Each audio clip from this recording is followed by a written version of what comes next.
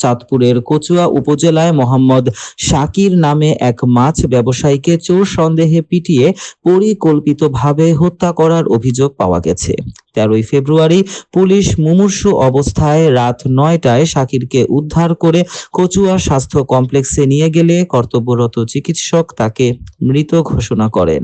কচুয়া প্রতিনিধি আহসান হাবিব সুমন জানান, শনিবার সকালে লাশ ময়নাতদন্তের জন্য চাঁদপুর মেডিকেল কলেজ হাসপাতালের মর্গে প্রেরণ করা হয়। কচুয়া থানার এজাহার সূত্রে জানা যায়, কচুয়া উপজেলার 4 নং পালাখাল মডেল ইউনিয়নের দোয়াটি বড় ব্রিজ সংলগ্ন বিকাশ সাহার পোল্ট্রি খামারের কাঁচা রাস্তার পাশে যুবককে পিটিয়ে হাত পা ভেঙে আশঙ্কাজনক অবস্থায় ফেলে রাখে। শাকির ওই এলাকার মৃত আব্দুস সালামের ছেলে ও 4টি মেয়ে সন্তানের জনক। স্থানীয় ও পরিবারের লোকজন জানান, শুক্রবার দুপুরে শাকির কচুয়া যায়।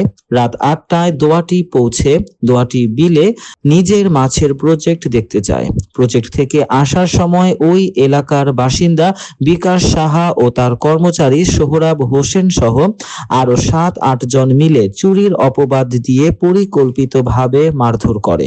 এক পর্যায়ে শাকিলের অবস্থা আশঙ্কাজনক দেখে জরুরি সেবা 999-এ কল দিয়ে পুলিশকে অবহিত করে।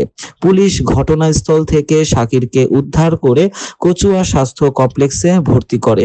এ বিষয়ে কচুয়া থানার ওসি মোহাম্মদ বোরহানউদ্দিন জানান, এ বিষয়ে নিহত শাকিলের স্ত্রী রোজিনা বেগম বাদী হয়ে 10 জনকে বিবাদী করে মামলা করেছেন।